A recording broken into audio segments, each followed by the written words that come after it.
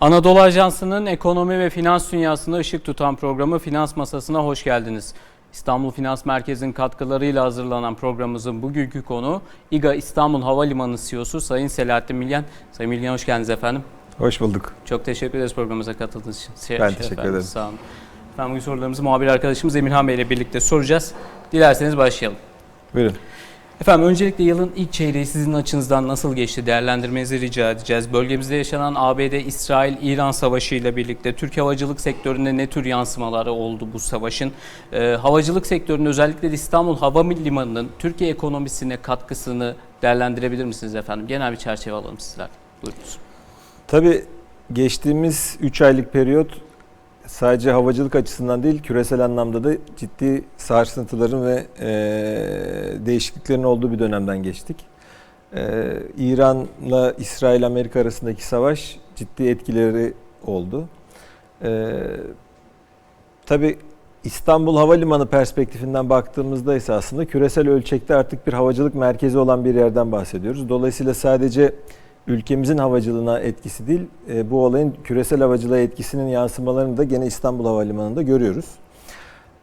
İlk çeyrek açısından baktığımızda bizim yıla başlarken yaklaşık %8'lik bir büyüme hedefimiz vardı. Geçtiğimiz yılı 84,5 milyon yolcuyla kapatmıştık. %5,5'luk bir büyümeyle kapattık ilk çeyreği. Dolayısıyla aslında büyümeye devam ettiğimiz, ancak hedeflerimizin bir miktar arkasında kaldığımız bir 3 aylık dönem oldu. Bunda tabii ki savaşın etkileri yadsınamaz. Ancak bir yandan da baktığımızda İstanbul Havalimanı ve Türkiye bölgede güvenli liman algısının öne çıktığı bir dönem olduğunu da görüyoruz. Özellikle kritik dönemlerde bizim havacılıkta divert dediğimiz uçuşların farklı daha güvenli yerlere yönlendirildiği anlarda İstanbul Havalimanı küresel havacılığın aslında güvendiği nokta oldu. Özellikle Körfez bölgesindeki taşıyıcıların uçaklarını yönlendirdiği ve uzun süreli parklandırdığını gördük havalimanımızda. Bunun yanı sıra da gene özellikle Doğu-Batı aksındaki uçuşlarda Orta Doğu üzerinden geçmek yerine gene Türkiye'nin üzerinden geçen uçuşların daha fazla tercih edildiğini görüyoruz. Bu da bizim küresel ölçekte güvenli liman algımızı arttırdı. Dolayısıyla gelişmeleri takip etmeye devam edeceğiz. Hem artı yönlü hem eksi yönlü etkilerin yaşandığı bir dönemden geçiyoruz. Artık küresel bir oyuncu olarak küresel anlamdaki havacılıktaki daralmayı etkileyecek unsurlar bizi olumsuz etkilerken bir yandan da bizim kendi payımızın arttığı, Türkiye'nin ve özellikle İstanbul'un küresel havacılıkta ön plana çıktığı bir dönemde bir yandan da diğer rakiplerden pazar payı aldığımız bir dönemden geçiyoruz. Burada da kendimizi pozitif olarak ayrıştırmaya devam edeceğiz. Evet. Efendim, İstanbul Havalimanı açılışından bu yana Avrupa'nın en yoğun havalimanları arasında zirvede, yerinde bırakmıyor. 2025 yılında hem yolcu hem de günlük hava trafiğinde tüm zamanların rekorunu kırdınız. Önümüzdeki 5 yıl içerisinde az önce bahsettiniz ama bu rekabette özellikle Körfez ülkelerindeki rakiplerinizle kıyaslandığında yerinizi nasıl tahkim etmeyi planlıyorsunuz? Şimdi tabii İstanbul Havalimanı projesi ve ülkemizin havacılıktaki konumu sadece önümüzdeki 5 yıl değil, çok daha uzun bir perspektifle konumlandırıldı. Özellikle bizim havalimanımızın yatırımı yaklaşık 200 milyon yolcuya kadar çıkabilecek bir kapasitenin planlanmasıyla başladı, biliyorsunuz. Tabii orada havacılığın ekonomik olarak ve sosyal olarak da çok önemli yansımaları var. Bunlarla birlikte düşünmek gerekiyor. Örneğin havacılık bağlantı gücündeki %10'luk bir büyüme bir ülkenin gayri safi milli hasılasına doğrudan %5 nispetinde katma değer yaratıyor. Keza bizim kendi yaptığımız bağımsız araştırmalarda da İstanbul Havalimanı'nın doğrudan ve dolaylı olarak Türkiye ekonomisine %2,5'a yaklaşan bir katkı sağladığını görüyoruz. Dolayısıyla bu ekonomik anlamdaki önemli etkilerin yanı sıra bir yandan da ülkemizin ve İstanbul'un sunduğu bir coğrafi konum avantajı da var. Burada da gene özellikle Asya, Afrika ve Avrupa'nın merkezinde yer almamız, Doğu, Batı ve Kuzey, Güney akslı uçuşlarda orta noktada yer alarak aslında ideal bir aktarma merkezi konumunda yer alıyor olmamız bizi rakiplerimizden ayrıştıran unsurlardan bir diğeri oldu. Ama bunların en önemli, bunların yanı sıra bunların en önemli tamamlayıcısı da kapasiteyi doğru zamanda, doğru şekilde hizmete sunmak ve en üst seviyede verimli bir şekilde bu hizmeti devam ettirebilmek. İstanbul Havalimanı'nda temel havacılık parametreleri olarak baktığımız gecikme süreleri, uçakların turnaround süresi dediğimiz yerde kaldığı süreler, bagajların dağıtılma süresi, kaybolma oranı gibi temel performans göstergelerinde İstanbul Havalimanı'nın Avrupa'nın zirvesinde yer aldığını görüyoruz. Bu da tabii ister istemez sonuçlara da yansıyor. Bundan kısa bir süre önce ilk 10'da bile yer alamadığımız Avrupa'da şu anda zirvede yer alıyoruz. 5 yıldır üst üste uçuş sayısında zirvedeydik. Artık yolcu sayısında da zirvede yer alıyoruz. Dolayısıyla bu da günlük rekorlara da yansıyor. Az önce sizin bahsettiğiniz bir günde en fazla yolcu ağırlama rekorunu İstanbul Havalimanı elinde bulunduruyor. 280 bini aşan yolcu sayısıyla. Gene sadece bir günde gene 1700 aşan uçuş sayısıyla da tüm zamanların uçuş sayısı rekoru da İstanbul Havalimanı'nda yer alıyor. Efendim, günlük rekorlardan bahsettiniz, diğer rekorlardan da bahsettiniz. Herhalde bunda etkili olan bir parametrelerden biri de geçen sene bu zamanlarda bağımsız üçlü pist operasyonunu devreye almıştınız. Bunda da aslında Avrupa'da bir ilki gerçekleştirdiniz. Şimdi de Ağustos 2026 gibi 4. ana pistin bitmesi planlanıyor ve terminal kapasitesinde 120 milyona çıkarılma süreci var. Tüm bunlara baktığımızda siz İGA'nın fiziksel sınırlarını ve hizmet kalitesini nasıl değerlendiriyorsunuz? Bir de havalimanı şehri projeniz var. Bundaki son durum nedir? Sizden dinleyebilir miyiz? İstanbul Havalimanı'nın önemli artılarından bir tanesi aslında en başta çok uzun vadeli bir perspektifle planlanmış olması. Burada bizim master planlama dediğimiz yolcu sayısı ve uçuş sayılarıyla orantılı olacak şekilde gerekli altyapının planlanması çalışması projenin en başında yapılmış durumda. Dolayısıyla biz aslında yolcu sayımız ve uçuş sayılarımız hangi seviyeye geldiğinde hangi yatırımları devreye almamız gerektiğini, kapasitemizi nereden nereye taşımamız gerektiğini, ne zaman ne yapmamız gerektiğini ilk baştan bilerek operasyonumuza başladık. Bu da tabii bize çok önemli bir avantaj sağlıyor. Bunu tabii teknolojiyle de birleştiriyoruz. Havalimanının faz 1 yatırımları kapsamında 3 tane ana pist, 2 tane yedek pistle birlikte dünyanın en büyük terminalini hizmete açmıştık. Ancak 3 tane pistin aynı anda iniş ve kalkışlarda kullanılıyor olması Avrupa'da örneği olmayan bir uygulamaydı. Geçtiğimiz yıl bu operasyona da başlayarak hem kapasitenin daha verimli kullanılması, hem taksi sürelerinin daha aşağıya indirilmesi, hem de havayolu şirketleri açısından yakıt tasarrufu anlamında önemli bir adım atıldı. Bunu daha genele yayacak uygulamalar aslında sektöre de gene ışık tutuyor. Gene bu master planımız çerçevesinde fazlara yayılmış yatırımlarımızdan bahsettim. Birinci fazı 90 milyon yolcu kapasitesine göre planlanmıştı İstanbul Havalimanı'nın. Ama çok kısa bir sürede gene az önce bahsettiğim gibi 85 milyon yolcuya geldik ve bu yıl tabii dışsal faktörler olmazsa 90 milyon yolcuya yaklaşmayı öngörüyoruz. Dolayısıyla da kapasitemizi 90 milyondan 120 milyon arttıracak şekilde de yatırımlar bir yandan da yürüyor. 4. pist yatırımımız da bunların en önemli unsurlarından bir tanesi. Bu yılın ikinci yarısında 4. ana pistimizi de devreye almayı planlıyoruz. Bunun yanı sıra gene mevcut terminalimizde 90 milyon olan yolcu kapasitesini 120 milyona çıkartacak yatırımları da paralelde devam ettiriyoruz. Bunlarla birlikte ikinci faz yatırımları dediğimiz yatırımlarımız tamamlandığında 120 milyon yolcu kapasiteli bir havalimanına dönüşmüş olacak İGA İstanbul Havalimanı. Efendim, şöyle bir soruya devam etmek istiyorum. Biyometrik geçiş sistemlerinden yapay zeka destekli bagaj denetimine kadar pek çok teknolojik yatırım yaptınız. İGA'yı bir teknoloji şirketi olarak tanımlıyor musunuz? Bir de yolcu deneyimini dijitalde bir üst seviyeye taşıyacak sürpriz projeleriniz var mı bizimle paylaşacağınız? Tabii bu kadar büyük bir operasyonu teknolojiyi kullanmadan yönetmek mümkün değil. Ama biz teknolojiyi operasyonumuzu yürütürken kullandığımız unsurlardan biri olarak görmüyoruz. İşimizin merkezinde konumlandırıyoruz. İGA İstanbul Havalimanı projesi kapsamında faaliyet gösteren şirketlerimizden bir tanesi de İST Bilişim Anonim Şirketi. Bu şirketimiz de aslında havacılık teknolojilerinin geliştirilmesi ve uygulanması ile ilgili önemli bir Ar-Ge merkezi gibi çalışıyor. Burada da dijital servisler, yapay zeka uygulamaları ve robotik proses otomasyon gibi uygulamalar bizim gündelik operasyonlarımızda işimizi verimli bir şekilde yönetmemize yardımcı oluyor tabii ki. Her türlü karar süreçlerimizde veriyi kullanarak, veriyi işleyerek ilerliyoruz. Ancak bunun da ötesinde aslında şirketin merkezinde dediğim gibi teknoloji var.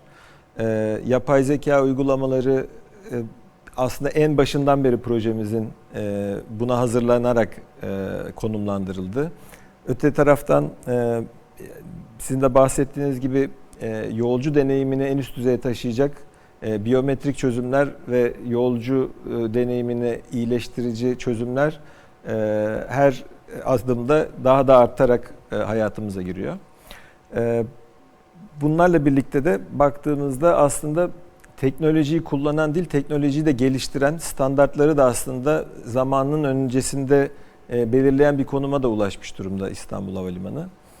Gene bir örnek vermek gerekirse, tabii bu tip altyapı yatırımları çok uzun sürelerde planlanıyor, yapılıyor ve hayata geçiriliyor. Tabii arada geçen zamanda da bu teknolojiler eskiyebiliyor. Bizim bu anlamda da aslında yaşadığımız tecrübeler bizi bu tarafta da çok eğitti. Örneğin havacılık sistemleriyle ilgili pistlerin işte kullanımları ile ilgili farklı kategoriler var. Örneğin sıfır görüşte piste iniş kalkış imkanı istiyorsanız kategori 3B olması gerekiyor. Ama o kategori 3B'nin standartları bile siz havalimanını planlarken ortada yoksa aslında bunu o günden düşünmeniz ve aslında geliştiriciler, tedarikçiler ve teknoloji şirketleriyle birlikte hareket etmeniz gerekiyor. Dolayısıyla İstanbul Havalimanı gelişim aşamasında da bir nevi bir laboratuvar gibi de işlev gördü. Teknoloji şirketleriyle, kendi kurduğu teknoloji şirketiyle ve tedarikçilerle birlikte sektöre aslında örnek olan bir yapısı da var. Dijital çözümler anlamında da gene yolcu akışını daha optimize ettiğimiz, yoğunluk sistemlerini takip ettiğimiz, yolcumuzun evinden çıkıp uçağına binene kadar geçirdiği süredeki bütün deneyimini iyileştirici her türlü çözümde gene İstanbul Havalimanı'nda uygulamada devam ediyor şu anda. Efendim az önce birinci soruda da bahsetmiştiniz. Evet, yolcu taşımacılığı önemli ama kargo taşımacılığı da bir o kadar önemli. Hava kargo taşımacılığında İstanbul'un bir merkez üssü olma vizyonu da mevcut. Kargo şehrinin genişleme planları, ticaret devleriyle olan işbirlikleriniz şimdiye kadar ne aşamaya geldi? Bundan sonra yeni işbirlikleri görecek miyiz acaba? Şimdi kargoda aslında ben gidecek yolumuz olduğunu ve burada da büyük bir potansiyel olduğunu düşünüyorum. İstanbul Havalimanı bugün geldiğimiz noktada yolcu taşımacılığında küresel bir merkez olmuş durumda. Şu anda dünyada en fazla noktaya uçuş yapılan, bağlantı gücü en yüksek havalimanı İGA İstanbul Havalimanı. Bir yandan da aslında bu yolcu uçaklarının hava kargonun taşınmasında da önemli bir işlevi var. Hava kargonun yaklaşık küreselde %60-65 oranındaki kısmı yolcu uçaklarının altında taşınıyor.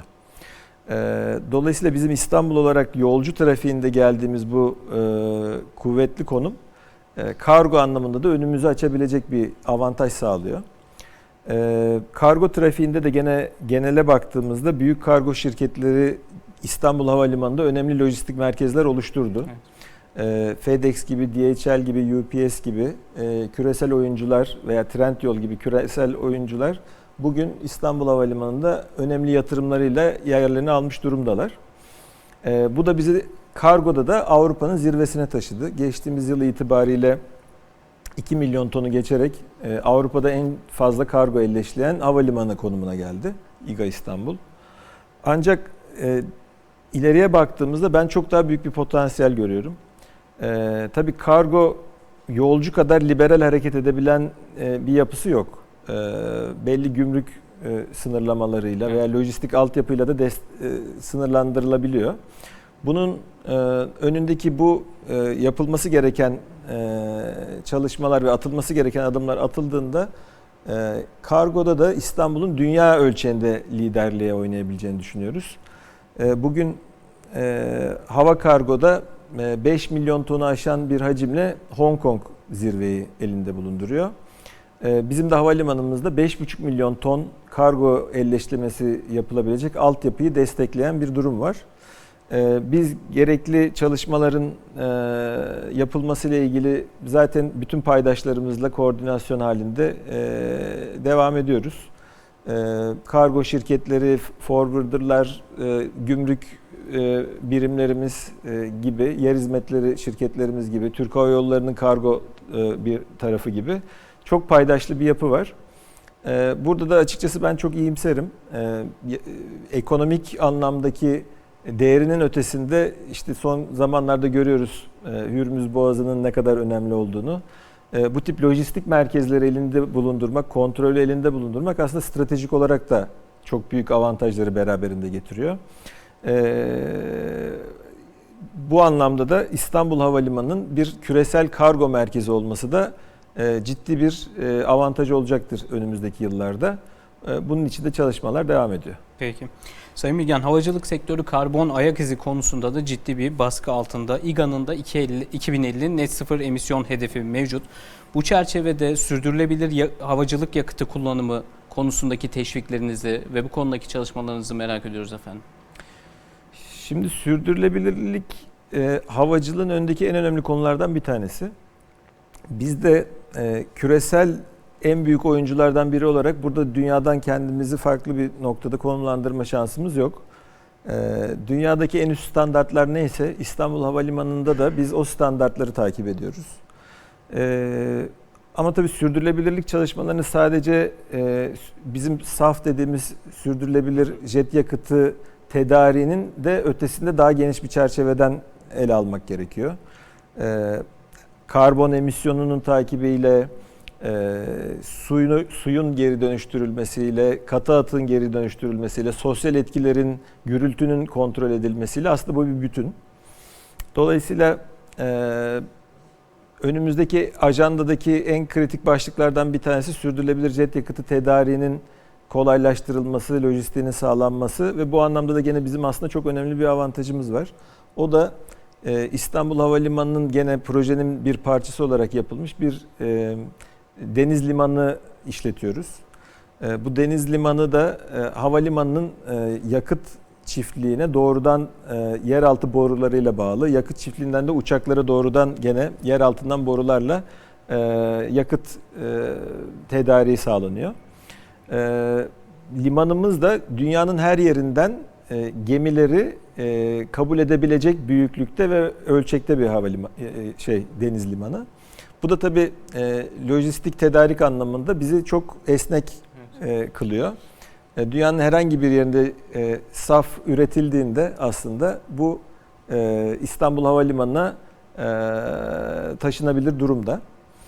Ama tabii Türkiye içerisinde de bunun üretimi önemli bir adım. Orada da gene çok paydaşlı bir yapıda planlamalar ve çalışmalar devam ediyor.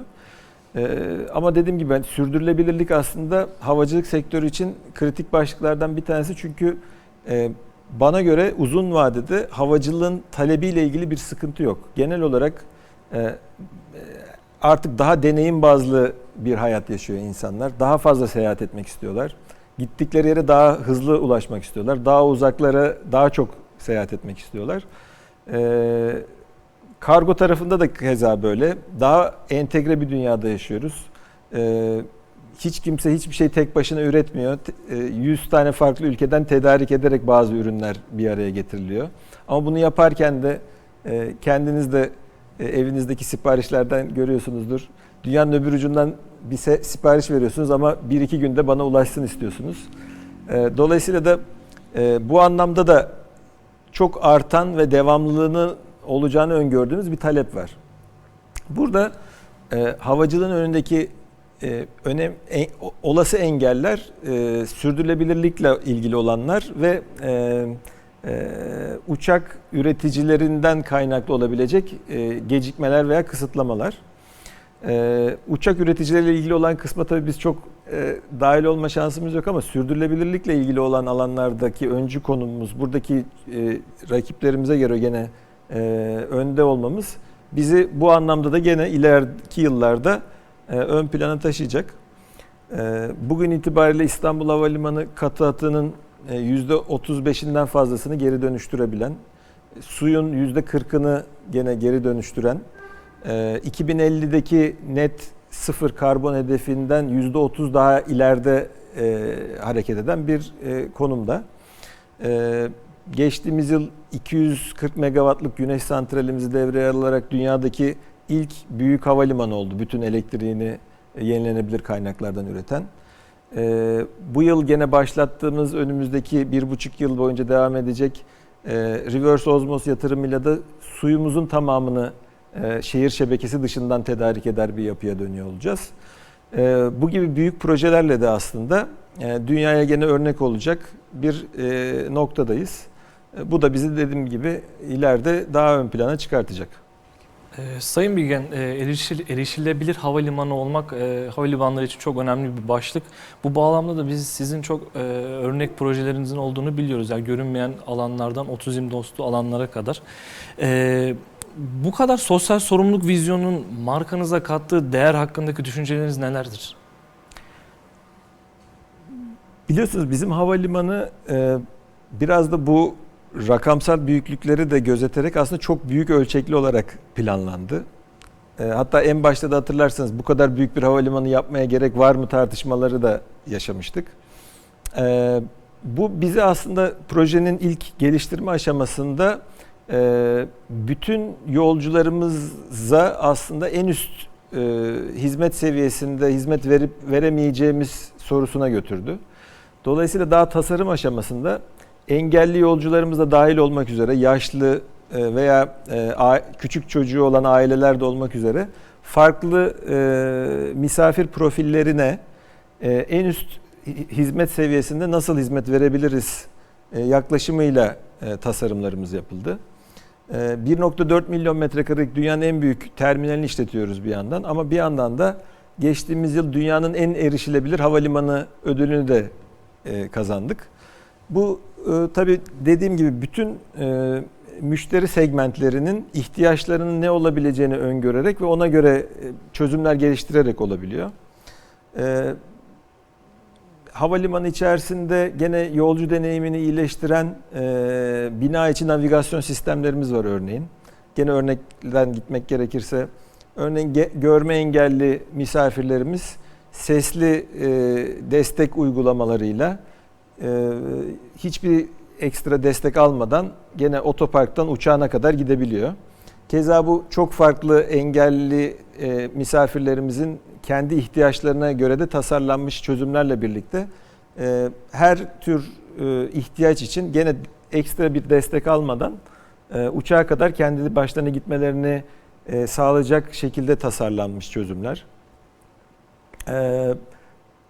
Gene 65 yaş üstü programımız var. Orada yaşlı misafirlerimizin hayatını kolaylaştıracak çözümler sunuyoruz.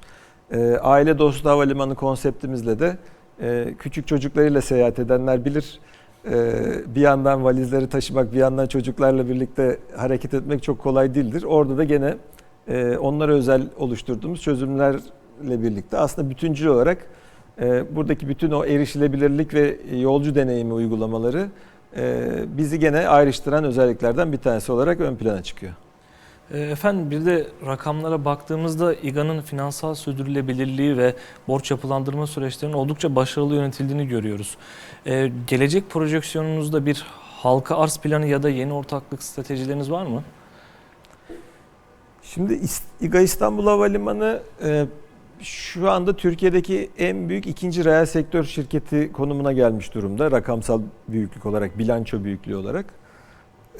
Tabii bu kadar hep işte yolcu sayısından bahsediyoruz, rekorlardan bahsediyoruz. Altyapının Cumhuriyet tarihinin en büyük altyapı yatırımı olduğundan bahsediyoruz. Bunun da tabii finansal sonuçları da gene bu ölçekle paralel oluyor.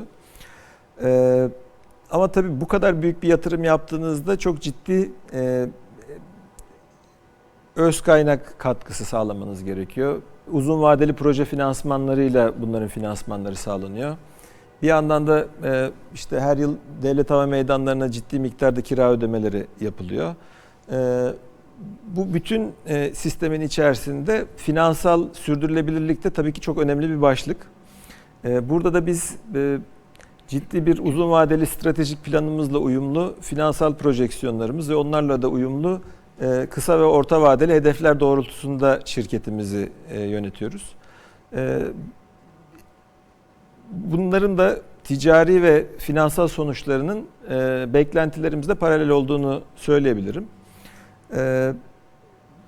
Ancak tabii bu tip projelerde belli aşamalar ve safhalar geçildikçe bazı noktalar daha tercih edilebilir hale geliyor. Halka arz noktasında hem yatırımcıların ihtiyaçları hem de piyasadaki diğer yatırımcıların beklentileri ön plana çıkıyor. Ama İGA İstanbul Havalimanı olarak baktığımızda bizim şu anda bütün yatırımlarını kendi yarattığı kaynaklarla devam ettirebilen bir yapısı var.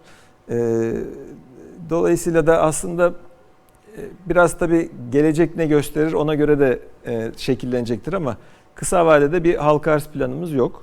Nakit akışı olarak da yatırımlarımızı kendimiz sağlayabiliyor olmamız da burada acele etmeden önümüze bakmamızı sağlıyor. Peki. Efendim binlerce çalışanı olan dev bir ekosistemi yönetiyorsunuz. Bu çerçevede genç yetenekleri İGA bünyesine katmak, kalifiyeli personel ihtiyacını havacılık sektörüne dahil etmek için nasıl bir İK stratejisi izliyorsunuz? Aslında dünyanın genelinde biliyorsunuz doğru ve kaliteli yeteneğe ulaşmak ve onu elinde tutmak en önemli zorluklardan bir tanesi. Geçmişte yetenekli ve eğitimli gençler büyük şirketlere girip çalışmayı hedeflerdi. Şimdi daha çok kendi girişimini oluşturmak gibi veya yurt dışına gidip orada şansını denemek gibi eğilimler de zaman zaman ön plana çıkıyor. Burada tabii bizim bu anlamda da önemli bir misyonumuz var. Ülkemizdeki genç kaynağın yetiştirilmesi, doğru bir alana yönelmesi ve orada da bir değer üretebilir noktaya gelmesi hem bizim şirket olarak hem sektör olarak hem de ülkemiz açısından çok önemli. Keza havacılık sektörünün yarattığı ekonomik değerin büyüklüğünden ve öneminden bahsettik. Türkiye için de aslında ne kadar stratejik bir alan olduğundan da bahsettik. Bugün havacılık sektörü çok ciddi bir değer üreten, ülkemizin küresel ölçekte rekabet avantajı olan ve stratejik olarak da aslında küresel ölçekte gene liderlik yapabileceği alanlardan bir tanesi olduğunu net bir şekilde görüyoruz. Bu da aslında hem insan kaynağı ihtiyacını arttırırken bir yandan da aslında kaliteli insan kaynağını bizim sektörümüze çekmek için de bir yandan fırsat sunuyor. Bizim gene İGA bünyesinde 5 yıl önce kurduğumuz İGA Akademi bünyesinde çok kıymetli çalışmalar yapıyoruz. Bölgemizdeki ICAO ve ACI gibi uluslararası otoritelerin eğitim merkezi olarak hareket ediyor İGA Akademi. Bu şu demek aslında, örneğin havacılığın küresel dünyadaki standartlarını oluşturan ICAO, Kanada Montreal merkezli bir yapı. Eskiden Kanada'ya gidip eğitim alması gereken havacılık profesyonellerinin önemli bir kısmı artık İstanbul'da bu eğitimi alabiliyorlar. Bunun birçok farklı örneği de var. Dolayısıyla özellikle bölge ülkelerdeki havacılık profesyonellerine de hizmet veren, ülkemizde de hizmet veren önemli bir yapıya dönüşmüş durumda İGA Akademi. Gene İGA Kampüs bünyesinde Havacılık Meslek Okulu ve Anadolu Lisesi faaliyetlerini gösteriyor. Burada da gene %1'lik dilimden gelen öğrencilerin bu okulu tercih ettiğini büyük bir mutlulukla görüyoruz. Biz de İGA olarak orada elimizden geldiğince destek oluyoruz arkadaşlarımıza, kardeşlerimize. Bir yandan da İGA bünyesinde çok önemli projeler yürütüyoruz. Az önce bahsettim, ACI Uluslararası Havalimanları Konseyi, ICAO Uluslararası Sivil Havacılık Örgütü gibi veya bizim kardeş havalimanı anlaşması yaptığımız dünyanın farklı yerlerindeki diğer havalimanları gibi kuruluşlarla değişim programları çerçevesinde belli süreli programlar uyguluyoruz. İGA çalışanları yurt dışına gidip oradaki ortamı deneyimlerken oradaki çalışanlar da buraya gelerek buradaki bizim çalışmalarımızı gözlemleme ve hatta katkı sağlama imkanı elde ediyor. Bütün bunlar tabii sektörümüzün ihtiyaç duyduğu insan kaynağını geliştirirken bir yandan da buraya ilgiyi arttırmak için yapılmış çalışmalar.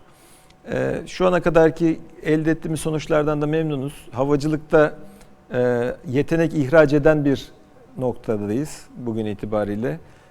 İGA'da daha önceki yıllarda çalışmış bazı arkadaşlarımızın uluslararası farklı projelerde de görev aldığını görüyoruz. Ama bir yandan da ihraç ettiğimiz yeteneklerin yerine daha yeni genç arkadaşlarımızın dahil olduğunu görmek de bizi mutlu ediyor. Bütün bunlarla birlikte insan kaynağı politikalarımızı hep güncel tutmaya çalışıyoruz. Temel felsefemiz aslında en çok çalışılmak istenen iş yerlerinden bir tanesi olarak kendimizi konumlandırmak. Burada da aldığımız sonuçlardan memnunuz bugüne kadar. Peki. Efendim programımızın sonuna geldik. Son sözlerinizi rica edeceğiz sizlerden. Tabii burada havacılığın önemini birkaç defa vurguladık ama İstanbul Havalimanı'nın artık bir havalimanı olmanın ötesine çıktığını belki altını çizmek lazım. Gene en iyi uygulamalar, genç yeteneklere sunduğu imkanlar, ekonomiye yarattığı değerle birlikte aslında bir havacılık bir stratejik bir alan olmuş durumda ülkemiz için. Burada kargosuyla, yolcu deneyimiyle ama bunun da ötesinde bütün havacılık paydaşlarının da bir merkez olduğu bir nokta halinde İstanbul Havalimanı. Ve burada aslında gidecek daha çok yolumuz var. Bizde birçok alanda yatırımlar devam ediyor. İşte önümüzdeki Mayıs ayı başında genel havacılık terminalimizi açarak çok yeni bir segmentte önemli bir müşteri deneyimi sunuyor olacağız. Bu da gene küresel ölçekte ses getireceğini düşündüğümüz uygulamalardan bir tanesi olacak. Airport City projemiz kapsamında havalimanı ekosisteminde ihtiyaç duyulacak alanların geliştirilmesini sağlıyoruz. Gene bu çerçevede yılın ikinci yarısında yaz aylarında Hilton Oteli ile birlikte geliştirdiğimiz 490 odalı otelimizin açılışını yapıyor olacağız. Bir yandan kargo şirketlerinin dediğim gibi ilgisi devam ediyor. Geçtiğimiz dönemde açılışı yapılan tesislerin yanı sıra gene inşası devam eden, yatırımı devam eden büyük tesisler var. Türk Hava Yolları'nın da ciddi bir yatırım hamlesi var İstanbul Havalimanı sınırları dahilinde. Bakım, onarım gibi destekleyici alanlarla birlikte de aslında burası tam anlamıyla bir küresel havacılık merkezi konumunda ama bunu da daha da ileriye taşıyacak potansiyeli de beraberinde taşıyor. İnşallah daha güzel haberleri sizlerle paylaşıyor olacağız ileride de. İnşallah. Çok teşekkür ederiz efendim katılımınız için. Çok sağ olun. Ben teşekkür ederim. Sağ olun.